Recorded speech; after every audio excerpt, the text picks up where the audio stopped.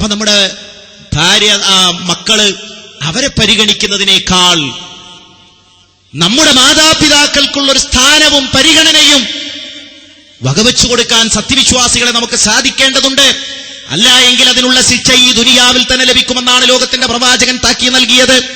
അള്ളാഹുവിന്റെ റസൂല് പറഞ്ഞു, 2 കാര്യങ്ങൾ, ആ 2 കാര്യങ്ങൾക്ക് ഈ ദുനിയാവിൽ നിന്ന് തന്നെ നിങ്ങൾക്ക് ശിക്ഷ ലഭിക്കുന്നതാണ്. ഒന്ന് ഉൽമ്, ഒരാളോട് അന്യായം ചെയ്യുക, ഒരാളുടെ സ്ഥലം തട്ടിയെടുക്കുക, ഒരാളുടെ അഭിമാനം പിച്ചു ചീന്തുക, ഒരാളുടേത് അപഹരിക്കുക. ഇത് ചെയ്താൽ റബ്ബ് സുബ്ഹാനഹു വ തആല ഈ ദുനിയാവിലിട്ട് തന്നെ അവനെ പിടികൂടും. മറ്റൊന്ന് ലോകത്തിന്റെ പ്രവാചകൻ സ്വല്ലല്ലാഹു അലൈഹി വസല്ലമ പറഞ്ഞത് മാതാപിതാക്കളോട് ധിക്കാരം കാണിക്കലാണ്. അതെങ്ങനെയെങ്കിലും ഏതെങ്കിലും രൂപത്തിൽ ഈ ദുനിയാവിൽ അവൻ അനുഭവിക്കേണ്ടി വരും. തന്റെ മക്കളിലൂടെയോ പേരമക്കളിലൂടെയോ അയൽക്കാരിലൂടെയോ സുഹൃത്തുക്കളിലൂടെയോ ഒക്കെ ആ നിന്ദ്യത അവൻ അനുഭവിക്കേണ്ടി വരുമെന്നാണ് മഹാനായ റസൂലുള്ളാഹി സ്വല്ലല്ലാഹു അലൈഹി വസല്ലം താക്കീത് നൽകുന്നത്. അപ്പൊ ഈ കുടുംബ വ്യവസ്ഥ എന്നുള്ളത് ഭദ്രമായി നിലനിൽക്കണം. അവിടെ ശാന്തിയും അവിടെ സമാധാനവും നമുക്കുണ്ടാവണം. അവിടെ നമ്മുടെ ഉമ്മക്ക് നൽകുന്ന പ്രാധാന്യം നിങ്ങൾ നോക്കൂ. മഹാനായ പ്രവാചകൻ സ്വല്ലല്ലാഹു അലൈഹി വസല്ലമ ചോദിച്ചു വന്നവനോട്, ആർക്കാണ് ഞാൻ ഏറ്റവും കൂടുതൽ കടപ്പെട്ടത് എന്ന് ചോദിച്ചു വന്നവനോട്, നിന്റെ ഉമ്മയാണ്, നിന്റെ ഉമ്മയാണ്, നിന്റെ ഉമ്മയാണ് എന്ന് പ്രവാചകൻ സ്വല്ലല്ലാഹു അലൈഹി വസല്ലമ മറുപടി പറയുന്നത് ഹദീസുകൾ നമുക്ക് കാണാം. കാരണം 9 മാസത്തോളം അല്ലെങ്കിൽ 10 മാസത്തോളം നമ്മെ നൊന്തുപെറ്റ, ഒരുപാട് വിഷമങ്ങൾ സഹിച്ച, നമുക്ക് വേണ്ടി ഉറക്കമൊഴിച്ച, നമുക്ക് വേണ്ടി കഷ്ടപ്പാടുകൾ സഹിച്ച, നമുക്ക് വേണ്ടി സർവ്വാസ്വാദനങ്ങളും മാറ്റിവെച്ച നമ്മുടെ പൊന്നുമ്മയുണ്ടല്ലോ, ആ പൊന്നുമ്മയെയാണ് നീ ഏറ്റവും കൂടുതൽ പരിഗണിക്കേണ്ടത് എന്ന് ലോകത്തിന്റെ പ്രവാചകൻ അത് അന്വേഷിച്ചു വരുന്നവരോട് പറയുന്നുവെങ്കിൽ മുസൽമാൻ നമ്മുടെ ഉമ്മക്ക് നൽകേണ്ട പരിഗണന എത്രത്തോളമുണ്ട്. നോക്കൂ, നിങ്ങൾ ലോകത്തിന്റെ പ്രവാചകന്റെ അടുക്കലേക്ക് യുദ്ധത്തിൽ പങ്കെടുക്കണമെന്ന് ആഗ്രഹിച്ചുകൊണ്ട് ഒരു സഹാബി കടന്നു വന്ന സന്ദർഭത്തിൽ ലോകത്തിന്റെ പ്രവാചകൻ ചോദിക്കുന്നതല്ലടോ, നിന്റെ വീട്ടിൽ നിന്റെ മാതാപിതാക്കളുണ്ടോ? ഉണ്ട് റസൂലേ, ഉണ്ട്, എന്റെ വീട്ടിൽ എന്റെ മാതാപിതാക്കളുണ്ട്, വൃദ്ധരായ മാതാപിതാക്കള്. നീ അങ്ങോട്ട് പോവുക, നിന്റെ മാതാപിതാക്കളിലാണ് നിനക്ക് ജിഹാദുള്ളത് എന്ന് ലോകത്തിന്റെ പ്രവാചകൻ സ്വല്ലല്ലാഹു അലൈഹി വസല്ലമ ഉപദേശിക്കുന്നതായിട്ട് നമുക്ക് കാണാൻ കഴിയുന്നു. അതുകൊണ്ട് ഒരിക്കലും തന്നെ വൃദ്ധസദനങ്ങൾ ഉണ്ടാക്കി, അല്ലെങ്കിൽ കോൺക്രീറ്റ് കാടുകൾ വൃദ്ധസദനങ്ങളാക്കി അതിലേക്ക് തള്ളേണ്ടവരല്ല സഹോദരങ്ങളെ നമ്മുടെ മാതാപിതാക്കള്. നമ്മളെ അവർ കൺകുളിർക്കെ കാണട്ടെ, കണ്ണിറയെ അവർ നമ്മളെ കാണട്ടെ, നമ്മുടെ പേരക്കുട്ടികൾ അവർ കളിപ്പിക്കട്ടെ, നമ്മുടെ പേരമക്കൾ അവരുടെ മടിയിലിരിക്കട്ടെ, നമ്മുടെ പേരമക്കൾ അവരുടെ നരച്ച താടി ഉടിയട്ടെ, അവരുടെ കണ്ണുകളിലും കാതുകളിലും കളിക്കട്ടെ. ആ മാതാപിതാക്കൾ പറഞ്ഞു കൊടുക്കുന്ന ഉപദേശങ്ങൾ അവർ കേൾക്കട്ടെ, കഥകൾ അവർ കേൾക്കട്ടെ.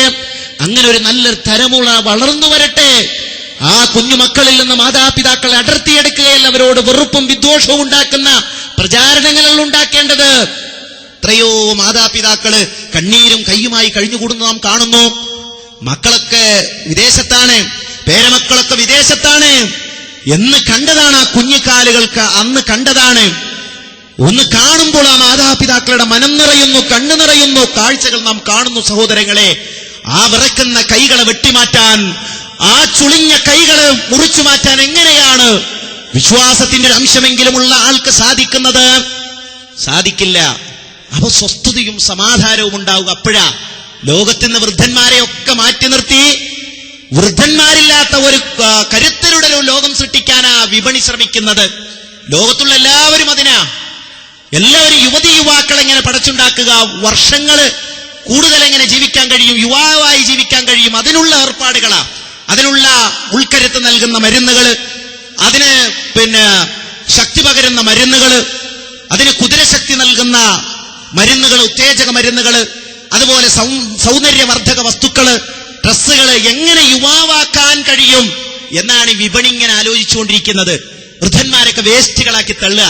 അപ്പൊ ഞാൻ പറയുന്നത്, നമ്മുടെ കുടുംബമാണ് ശാന്തിയുടെയും സമാധാനത്തിന്റെയും കേന്ദ്രമായി തീരേണ്ടത്. അവിടെ നമ്മുടെ മക്കളെ നമുക്ക് പരിഗണിക്കാൻ കഴിയണം. മക്കളെ നമുക്ക് ദീനിയായ ചിട്ടയിൽ വളർത്താൻ കഴിയണം. ഇന്നത്തെ ലോകം എന്നുള്ളത് അശാന്തിയുടെ അഗ്നിപർവ്വതങ്ങൾ നിറഞ്ഞ സാഹചര്യങ്ങളാണ്. എവിടെ നോക്കിയാലും തിന്മകള്, ഇന്റർനെറ്റുകള്, അതുപോലെ മറ്റു സൈറ്റുകള്, അതുപോലെ മദ്യം, മയക്കുമരുന്ന്, അതുപോലെ മണൽ മാഫിയകള്, ഭൂമാഫിയകള്, സെക്സ് റാക്കറ്റുകള്, ഇങ്ങനെ എവിടെ നോക്കിയാലും തിന്മകളുടെ കേന്ദ്രങ്ങള്. നമ്മുടെ മക്കളെ റാഞ്ചിയെടുക്കുവാൻ വേണ്ടി ക്രിമിനലുകൾ ഇങ്ങനെ നിൽക്കുന്നു. പാഠശാലകളിൽ സ്വസ്ഥമായിട്ട് പോകാൻ കഴിയുന്നില്ല, മദ്രസകളിൽ സ്വസ്ഥമായിട്ട് പോകാൻ കഴിയുന്നില്ല. അച്ഛന്റെയും അമ്മയുടെയും അടുക്കൽ പോലും അവർക്ക് സുരക്ഷിതത്വമില്ല എന്നുള്ള നിർലജ്ജമായ സാഹചര്യമാണ് ഇന്ന് ലോകത്ത് സംജാതമായിട്ടുള്ളത്. അതുകൊണ്ട് തന്നെ നമ്മുടെ സമൂഹത്തിൽ ബാലഘാതകന്മാരിങ്ങനെ കൂടിക്കൊണ്ടിരിക്കുക. തോക്കെടുത്തുകൊണ്ട് തെരുവിലേക്ക് പോയി കണ്ടവരെല്ലാം വെടിവെക്കുന്ന കുട്ടികള് ഇന്ത്യയിൽ തന്നെ ഉണ്ടായിക്കൊണ്ടിരിക്കുന്നു. ഇത് യൂറോപ്പിലെയും അമേരിക്കയിലെയും അവസ്ഥയല്ല. അമേരിക്കയിലും യൂറോപ്പിലേക്ക് സ്കൂളുകളിലേക്ക് തോക്കെടുത്തു പോയി അധ്യാപകരെയും സഹപാഠികളെയും വെടിവെക്കുന്ന ബാലഘാതകരെ കുറിച്ച് ഭയത്തോടുകൂടി നാം വായിക്കാറുണ്ട്. പക്ഷേ ഡൽഹിയിലും ബോംബെയിലും ഒക്കെയുള്ള വിദ്യാലയങ്ങളിലേക്കും തെരുവുകളിലേക്കും കുഞ്ഞുങ്ങൾ പോയി കണ്ടവരെയെല്ലാം വെടിവെക്കുന്ന കാഴ്ചകൾ ഉണ്ടാകുന്നു. എന്തുകൊണ്ടാണ് ഇത്തരം തിന്മയിലേക്കുള്ള കുത്തൊഴുക്കുണ്ടാകുന്നത്? നാം നമ്മുടെ മക്കൾക്ക് പരിരക്ഷ നൽകി, തണൽ നൽകി, കുടുംബത്തിൽ നാം നൽകേണ്ട ഉപദേശങ്ങൾ നൽകി അവരെ നാം വളർത്തിയെങ്കിൽ മാത്രമേ റബ്ബ് സുബ്ഹാനഹു വ തആലയുടെ അടുക്കൽ നമുക്ക് രക്ഷപ്പെടാൻ കഴിയുള്ളൂ. അല്ലെങ്കിൽ മക്കൾ പറയും, അല്ലാഹുവേ, എന്റെ രക്ഷിതാവുണ്ടല്ലോ, എന്റെ മാതാവുണ്ടല്ലോ, എന്റെ പിതാവ്, എനിക്ക് ചെറുപ്പത്തിൽ അവർ യാതൊരു ഉപദേശവും തന്നില്ല റബ്ബേ. അവരെനിക്ക് ദീനിയായ പഠനം, അതിനുള്ള മാർഗം എനിക്ക് കാണിച്ചു തന്നില്ല. ഖുർആൻ പഠിക്കാനുള്ള അവസരം എനിക്ക് കാണിച്ചു തന്നില്ല. അതുപോലെ ദീനിയായ കാര്യങ്ങൾ മനസ്സിലാക്കുവാനുള്ള അവസരം എനിക്ക് പഠിപ്പിച്ച് എനിക്ക് കാണിച്ചു തന്നില്ല. അല്ലാഹുവേ, എന്റെ മാതാപിതാക്കളാണ് കുറ്റക്കാരെന്ന് നമ്മുടെ മക്കൾ നമ്മെ ചൂണ്ടിക്കൊണ്ട് പറയുന്ന ദൗർഭാഗ്യകരമായ സാഹചര്യമില്ലാതിരിക്കാൻ സഹോദരങ്ങളെ, ഒരു ഉത്തരവാദിത്വം എന്ന നിലയിൽ ആ ഉത്തരവാദിത്വം ഭംഗിയായി നിർവഹിക്കേണ്ടതുണ്ട്.